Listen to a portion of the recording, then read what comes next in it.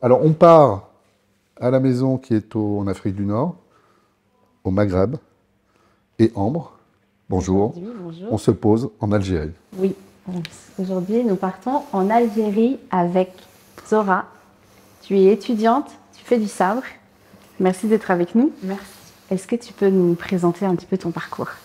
Alors, je me présente, je m'appelle Zora Kelly. Je fais de l'escrime, plus particulièrement du sabre, depuis l'âge de mes 4 ans, 5 ans. J'ai commencé... alors, ce sport, je l'ai connu assez, on va dire, différemment des autres, parce qu'au début, je voulais faire de la lutte. Je voulais pas faire de l'escrime parce que à Bagnolet, on va dire il y avait un gros club de lutte. Donc, étant petite, on mettait les enfants au multisport et du coup, c'était souvent la lutte. Et puis un jour, je rentre à la maison, il y avait mon oncle et j'étais là, j'étais hyper contente. Je me suis dit, papa, je vais faire de la lutte, je vais faire de la lutte. Mon oncle, il a entendu ça et puis il m'a dit, non, ma nièce ne va pas faire de la lutte. Et il y avait une journée porte ouverte le week-end là, les associations sportives. Et il y avait notamment de l'escrime à Montreuil. Et puis, on est allé à la journée porte découverte avec mon oncle et mon grand frère. Et depuis, j'ai jamais lâché l'escrime. Pour moi, c'était un sport où vraiment, je trouvais ça... Enfin, vu que j'étais petite, je connaissais pas forcément ce sport, c'était tout nouveau. Et puis, pour moi, c'était spécial parce qu'il y avait ce côté combat. Mais à la fois, c'est original parce que je sais que les autres petits de mon âge ne faisaient pas encore ce sport. Et puis, c'est vrai que c'était pas encore très populaire, enfin ça l'est pas encore aujourd'hui, mais ça se développe un peu plus. Et puis pour moi, c'était un peu ma petite lumière. Je me suis dit, je lâche pas, et depuis, j'ai jamais lâché. Mais alors, tu commences à 4 ans, Oui, euh, tu fais quand même beaucoup de choses, oui, hein. oui, Tu vas nous en parler, tu es étudiante, tu vas faire les Jeux Olympiques de Paris 2024, oui. quand même, hein. Tu Euh, t'étais préparée pour les Jeux de Tokyo? Tokyo, Tu exact. ouais, ça c'est bien que tu nous en Ouais. parles, et en plus tu es élu, mais oui, raconte-nous l'histoire de Tokyo un peu, c'est une Alors, bonne idée ça, hein. alors Tokyo, d'abord, il faut commencer un an et demi avant déjà, où il y a le meilleur entraîneur au monde, Christian Bauer. C'est vraiment l'image, enfin c'est l'entraîneur reconnu de l'escrime, surtout spécialisé au sabre. Là où il est passé, il a fait des médailles olympiques, que ce soit avec la France à l'époque, l'Italie, la Chine, la Russie. Donc là où il est passé, il y a eu des champions olympiques, que ce soit individuel ou par équipe. Et puis j'avais entendu il revenait à Paris pour créer sa propre académie privée. Et puis j'ai eu l'occasion où on m'a invité, enfin il m'a proposé de venir, etc. Et puis pour moi, j'ai vu cette opportunité, je me suis dit oui, on lance, on y va, c'est pas grave. Je quitte mon ancien club à l'époque d'entraînement pour aller à l'académie parce qu'elle venait vraiment, vraiment de se construire avec notamment Asa Besbes Hmm. qui était dedans. Et il y avait d'autres athlètes, mais on était vraiment au tout début un petit noyau tout petit. Et on se préparait à Charenton. Il y a eu le Covid entre-temps. Enfin, oui, il y a eu le Covid pendant un an et demi. On a dû s'entraîner. Il y a eu le confinement, du coup, on s'entraînait à la maison chez nous. On faisait quand même des sessions via Zoom. Et puis après, on a eu le droit, l'accès aux entraînements pour les sportifs de haut niveau.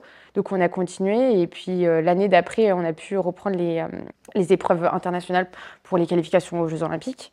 Parce que Tokyo a été reporté d'un an, ce qui fait toute sa différence des Jeux Olympiques. Et du coup, j'avais fait très attention, vraiment très très attention, parce que j'étais vraiment la seule de la famille à sortir de chez moi, parce que mes parents, c'est des personnes à risque, ils sont professeurs, donc ils avaient cours à distance, donc il n'y avait que moi qui sortais et rentrais de la maison. Et puis, je fais les championnats du monde junior, parce qu'à l'époque, j'étais encore junior, quand je devais participer aux Jeux Olympiques. Je pars en Égypte. Il y avait la procédure de test avant, après la compétition pour repartir, etc. J'étais négative, négative, négative. La semaine d'après, il y avait le tournoi qualificatif pour les Jeux Olympiques au Continental pour l'Afrique. Et il y avait exactement 3 athlètes. Il restait plus que 3 athlètes. Donc, j'étais sortie favorite. Et puis, vu le potentiel et les résultats que j'avais fournis sur les compétitions, sans prétention ou quoi que ce soit, je devais partir. Voilà. Je fais un test. Premier test, il est positif. Je comprends pas. J'appelle mon coach à 4h du matin, quand même, 4h, 5h. En pleurs, je me dis, mais c'est pas possible. Je me dis, non, c'est pas possible. C'est impossible. Je sors pas, je vais nulle part. Je vais aux entraînements, je rentre chez moi, c'est tout. Et mon entraîneur me dit, va refaire un test, peut-être c'est un faux test positif. j'en fais pas 1, 2, j'en fais 8. Oh my God. J'en fais 8 parce que pour moi, c'était inconcevable C'est clair. d'être positive au Quelle Covid. déception. Exactement, parce que à quelques jours, je devais partir 24 heures, même pas 24 heures après, pour partir sur cette compétition qui était mon ticket pour aller aux Jeux Olympiques. Et puis là, c'est un peu la descente aux enfers parce que je rentre chez moi, je vois que mon papa ne se sent pas bien, je sens qu'il n'est pas normal. Et puis, j'en parle à mon oncle en question qui m'a mis dans l'escrime parce que lui, il est infirmier. Et je lui mets l'oxymètre, il me dit « Mais ton papa est en train de mourir, tu as 2 minutes, tu appelles les urgences. Si dans 2 minutes, les médecins ne sont pas là et les pompiers ne sont pas là, tu vas perdre ton père. » Et puis, en panique, en pleurs, j'appelle les pompiers. Franchement, ils sont arrivés vraiment en 2 minutes chrono, ils lui ont mis l'oxygène, il s'est retrouvé à l'hôpital en réanimation. Donc, je me suis sentie vraiment très, très mal parce que je sais que j'étais la seule de la famille à sortir, à aller aux entraînements ou en compétition. Et du coup, il y avait ce côté où j'avais pas encore prévenu ma fédération que j'étais positif au Covid, que là, ça veut dire que les Jeux Olympiques passaient sous mon nez.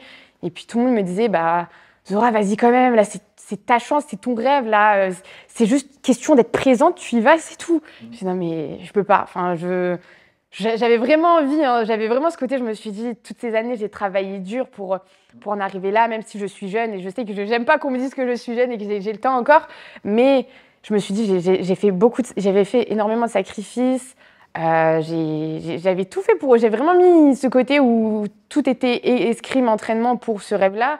Et puis je me suis dit, bon Zora, on va remettre les pieds sur terre.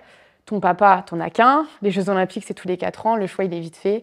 Donc j'ai préféré rester avec mon papa et l'aider, enfin on va dire le supporter, parce que c'est vrai que mon père n'aime pas trop les hôpitaux, les médecins. Mais du coup, voilà. on sent une très grande maturité ouais. dans cette décision. Comment on s'organise quand on est étudiante, qu'on a un sport de haut niveau, avec l'école, les amis, la famille? Comment est-ce que tu organises ton temps? C'est pas très facile. La plupart de mon entourage me dit que j'ai un emploi du temps de ministre parce que c'est très difficile. Tu es élu mais pas ministre encore. Voilà. Mais tu n'es pas jeune et tu n'as pas le temps. Voilà. Mais voilà, donc on va dire que j'ai toujours appris dès mon plus jeune âge à vivre avec ce côté, tout est chronophage, tout est millimétré. À l'époque, je faisais pas que de l'escrime, je faisais aussi de l'alto et du solfège. Donc c'était le mercredi escrime, le lendemain entraînement, le solfège, l'alto et le week-end les compétitions. Donc j'ai eu un programme assez... j'étais très organisée dès mon plus jeune âge. Et puis... plus grande, c'est vrai que j'ai pas eu la même, on va dire, adolescence entre guillemets, où je sortais pas forcément, j'allais pas en soirée. Enfin, quand je voyais mes copines en anniversaire, non, j'étais pas là, mais ils comprenaient pourquoi. Donc ça va, j'ai pas eu de gros soucis avec ça parce que je savais pourquoi je faisais tout le travail que je faisais et c'était pour un but. Et puis on arrive à nos fins grâce au sacrifice. Donc je me suis dit, c'est pas grave, quoi. Enfin, je sais que je vais profiter à un moment donné et je vais aimer tous ces petits sacrifices, ces temps où peut-être de perdu des fois avec ma famille, c'est vrai, parce que je les vois pas forcément souvent, je voyage plus, donc les week-ends en famille, j'en ai beaucoup moins, mais je sais que derrière tout ce que je fais, il y a aussi une grande fierté de mes parents et de mes proches, donc c'est ça aussi qui me fait avancer. Donc ça, c'est un morceau de ton moteur, en fait. Exactement. Ton moteur interne de ta motivation. Ouais, totalement, c'est mes proches, ma famille, et de me dire que je les rends fiers, qu'il y a aussi... Il y a ma famille, mais il y a aussi tout ce côté nation algérien, où ma nation, ma patrie aussi, elle me suit, elle me soutient. Donc, pour moi, c'est aussi toute ma force. C'est vraiment toute ma force. Et qu'est-ce qui te reste là pour savoir si tu es qualifiée? Ah là, c'est bon, on est qualifiés. Ah, là, alors, le 17 mars, exactement, on a réussi l'Algérie. C'est historique. Franchement, c'est historique pour l'Algérie, côté féminin. Ouais. Que l'équipe féminine de sabre à l'escrime se qualifie par équipe aux Jeux Olympiques. Donc on va vivre un moment historique. Exactement, on a marqué l'histoire. Exactement. Ouais, puis en fait, tu n'as pas le choix parce qu'avec la rage de ne pas avoir eu Tokyo, n'est-ce pas? Je pense qu'il y a avoir... Ouais, exactement. Et puis, comme je me dis, j'ai pas eu Tokyo, mais l'année d'après, j'ai aussi marqué l'histoire pour l'Algérie parce que j'ai fait championne d'Afrique senior. Et c'est la première fois pour l'Algérie qu'on a ce titre... au sabre féminin, parce qu'avant, ça a toujours été Asa Besbes ou les Égyptiennes. Donc, j'ai marqué... Tu as marqué l'histoire. Ouais, j'ai marqué l'histoire. C'est incroyable.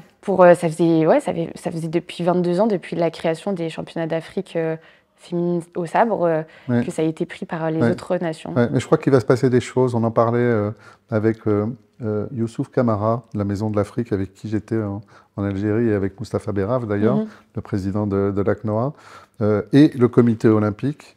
On a parlé de toi. On parle de gymnastique aussi, parce qu'on peut se poser la question, on te la pose. Qui va être médaillé en fait? Alors franchement, moi je suis quand même les autres sportifs de ma nation et toutes les autres athlètes. Pour moi, il y a Kélian Imour. C'est un très très grand espoir pour l'Algérie. Déjà pour son âge et tout son palmarès, il est incroyable. Franchement, et je pense qu'elle est très très attendue en tant que vedette. Notamment la boxe avec Iman Khelif. Qui est très très très attendu aussi. Et puis côté, on va dire masculin maintenant, plus au côté athlétisme avec Yasser Triki. Et je pense que cette année pour Paris, enfin les Jeux Olympiques pour l'Algérie, pour Paris 2024, ça annonce de très belles médailles.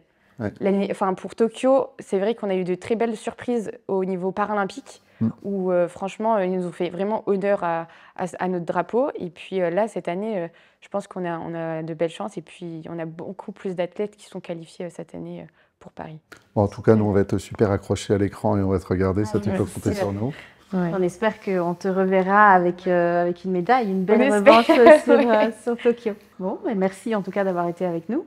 Merci. Moi, je prolonge tu as un niveau de maturité qui est juste extraordinaire. Donc, bravo. Merci. Et puis... Voilà, merci d'avoir été avec nous pour suivre Zora. N'hésitez pas à la suivre sur les réseaux pour voir comment elle va marquer l'histoire en 2024. Si vous voulez soutenir les athlètes qui vont venir du continent pour faire briller l'Afrique, n'hésitez pas à partager cette vidéo. Et puis on se retrouve pour une prochaine édition. Bientôt. Merci Zora, merci.